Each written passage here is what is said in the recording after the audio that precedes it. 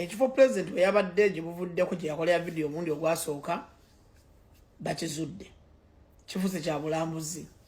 kyazuuliddwa dda kifuuse kya bulambuzi kyotannamanya wa kitundu ki naye nga waliwo abaana abatuuseewo mujjukira bulungi ekyo kyekifo ekyasookera ddala omulundi His Excellency Robert Kyagulanyi Ssentamu yapostingira kapudi akasooka akonno akakwata abantu omubabiro kakati abaana bakafudde ekyobulambuzi ekifo ekyo abaana bakifudde ekyobulambuzi era nga essaawa kakati wetwogerera bangi batandise okuba nga bagendayo bannamawulire byonna tujja kuba nga tubituusaako kali ludda wa kyetwategedde yongerayo era n'amawulire ag'enjawulo ye Mama Halima Namakula avuddeyo n'ategeeza n'agamba nti bannange teri mwaka ogumubeeredde omulungi ng'omwaka oguwedde ogwa 2025 agamba nti ebirungi byonna abifunidde omwaka ogwo. Celebration ya legend yali celebration ban celebrating era kati okuwulira nga nkyogera baga ndi mama onayagala mu celebrating buli kaseera naye ban celebrating omwaka oguwedde 2025 banne nga njogera mu linnya lya Allah gwantambulira mwenafunira celebration mwenafunira buli kimu abaana bange bonna lwe nabalaba kakamba ebintu byonna byajja biti mwenafunira ensimbi ennyingi ennyo bamwe temulina simanyi ate mmwe temubuulirwa nti ofunye sente kyemba mulaba nga bukasatu kate tulina tuli kubanga mugenda kuteekamu ense nga tweyongerayo mu mawulire ag'enjawulo munange olunaku luwaleero kooti zifuuse kooti era nga tubadde eri eyo ku musango gwa Nkeretenye okukakana nga musajja wattu avuddeyo ng'omuwanguzi era mu bigambo bye bw'ati wayogera agambye nti addayo mu kooti still era nayo nja kumumeggerayo kubanga enjovu tebagibbira mu kutiya era wonna woogiyisa bagiraba nti eyo njovu ate ente tebagivugira kagaali oba onoogiyisaawa natudde nentunula ne ŋŋamba Mukama n'olutalo si lwange wabula lulwo era byonna ntuuse mu kooti nga buli kimu kyonna ekiriwo kooti yadde terina nagenda mu maaso na bikawunti okusinziira ground zonna ze twagiwadde nentula bwe nti neŋŋamba nga there was nothing totally nothing left for me neŋŋamba anyway Mukama yegwe amanyi olugendo lwange bw'obanga walutegeka 2026 walina ensonga lwaki walumpa nga nkyali muto noba tewalutegeka era sitiiru nja kukkiriza n'ekyo ekinaaba kivuddeyo nenzira maaso g'amawulire neŋŋamba singa applicant talina kye yateekayo mu box nsaba baddemu babubale bw'abanga yawangula atwale obuwanguzi bwe mateeka ne bw'abanga yalina kye yateekamu nsaba Mukama ointervening and you frustrate everything kubanga naye yennyini bw'abanga yawangula yabadde yeetaaga obwenkanya bwe mbanga saawangula kubanga it is abalonzi abaalonda tugenda na majority ne baba yansingako akalulu kamu yeyandibadde akola kyalangirirwa neŋŋamba kati bigenze mu maaso mu mikono gya Katonda kubanga ekkooti ez'oku nsi z'abantu nange ng'omuntu nkoze kyenkoze ate ne bye bakoze gye sibadde sibimanyiiko ate era sibinaako buyinza ne mbirekera Katonda ne bafulumya box ne bafulumya bwentu nga ninze babale my surprise box emu nga nkutufu neŋŋamba ekitegeeza essala ya Katonda yagirabye ng'oliwe kye babadde baakukusa kitegeeza nti ekituufu kisigala kituufu n'ekikyamu kisigala kikyamu regardless ani akikoze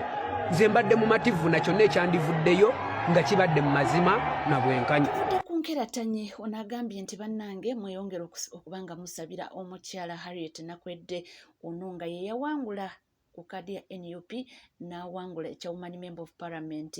Kayunga naye mwatu omukyala amanyikiddwa nga Jacqueline Birungi naye no yaddukidde mu kooti ng'ayagala akalulu mbu baddemu babale mbu si mu mativu n'ebyo ebyavaayo. Amawulire agaliwo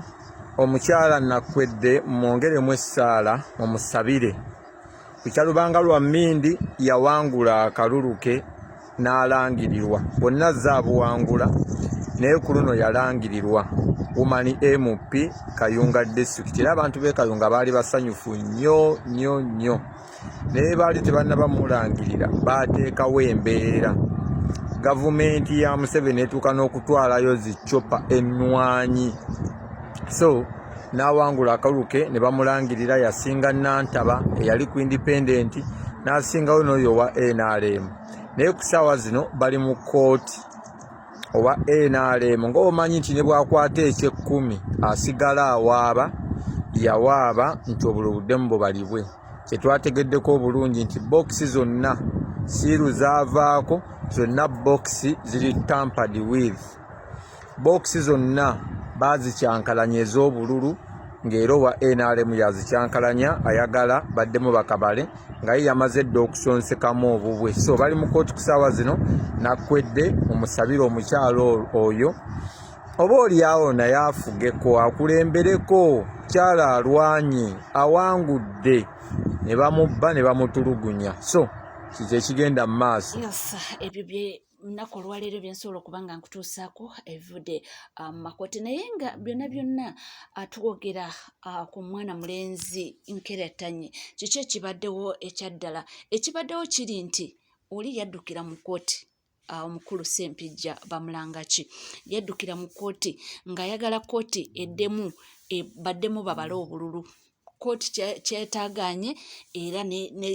nesalamu olunaku olwaleero luno lwennyini nti baddemu babale obululu ssaawa 9 era wezituuse essaawa 9 wezituwepaba ne baddamu ne batandika okubala obululu wabula babadde tebanaba okuba nti oba babale ne beesanga nga waliwo box ezasumuluddwa nga kiraga nti bayongezaamu obululu obulala waliwo box ezabadde nga seals nga menye kwegamba nga zasumululwa nga kiraga nti waliwo yatampalinga nazo leko natunyonyole bulungi tusobola okuba nga tunyonyoka kiki ekibaddewo ebyaddala kakati amawulire ga Nkeretanyi ne Ssempijja abasinga mugatapuse bubi fantastic Nkeretanyi ne Ssempijja bagenda mu kooti Ssempijja ng'agamba nti baddemu babale akalulu wabula kooti abasinga amawulire mugagaba wemuti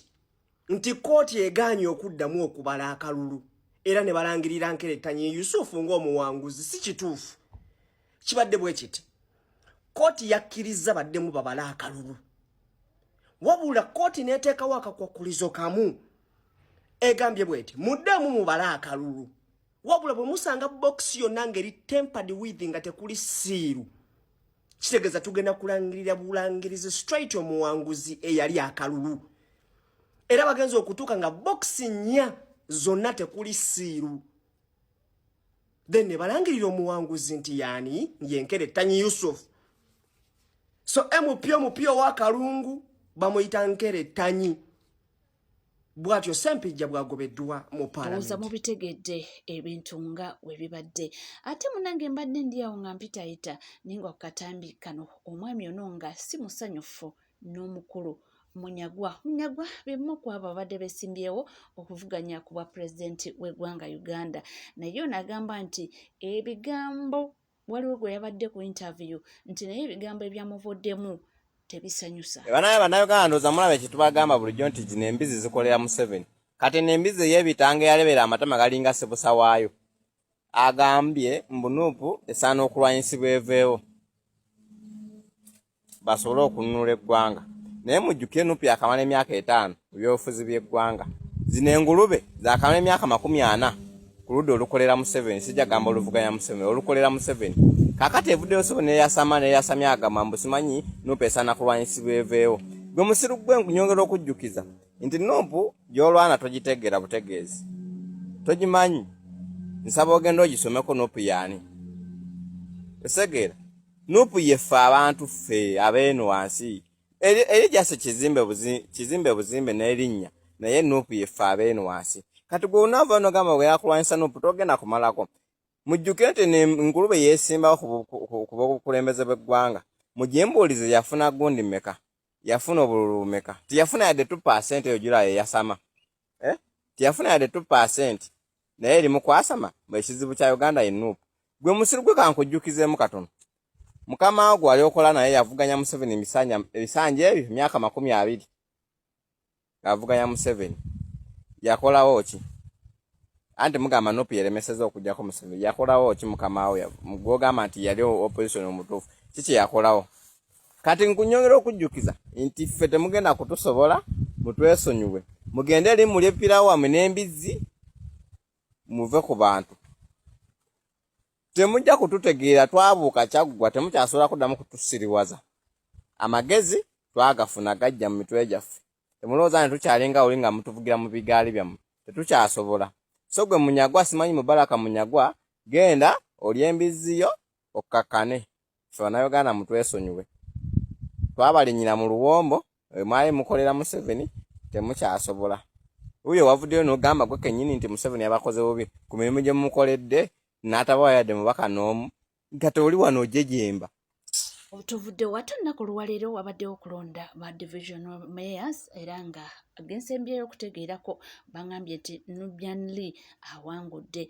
kyesimanyi oba bamulangiridde oba nedda naye ate waliwo amala getufunye nti akalulu ka John Bosco Sserunkuuma akaana k'embaata mbu babadde bakakwatamu Banange tuli Nansana tuli mu kalulu ka Sserunkuuma John Bosco kaana k'embaata tutegedde waliwo olukwe lw'okumukwata bamubuzeewo atuke kaseera k'okulangirira nga taliiwo nga bamugjeewo olukulembeddwamu RDC naye terugenda kukola tugenda kukalonda tugenda kukakuma tugenda kukabanja temugeza kukola nsobi kuwamba Sserunkuuma John Bosco lwe lukwe lwamu epulaani yamu egudde butaka kubanga abadduseeko n'abulawo Robadoba style naye era agenda kubeeramu mu Ttale Center temugenda kuwona kalulu kano webale kubanga wekumidde ku Legit TV 256 tuwerabira kubanga osubscribinga ringinga that notification bell sharinga likinga ebisigadde butereeva mawulire nja kubanga nga kuwa era nja kubanga nga kutuusaako wona woli wona wosizinde sigala naffe tova